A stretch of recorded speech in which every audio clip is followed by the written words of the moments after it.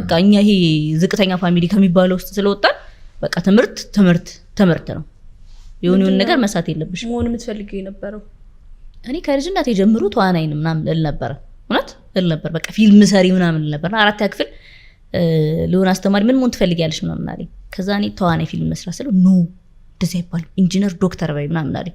ከዛ በቃ ያሳፍራል ማለት ነው እንዴ ተዋናይ መሆን ምናምን አልኩኝና ሰው ሲጠይቀኝ ኢንጂነር መሆን ፈልጋለሁ በውስጥ አዋቂነት ተዋናይ ለራሴ ማለት ነው ሁለት መልስ ነው ያለው አሁን እሱ አስተማሪ ራሱ ተዋናይ መሆን ይፈልጋል ማንና አይተሽ ነው ግን አንቺ ተዋናይ ያልሽው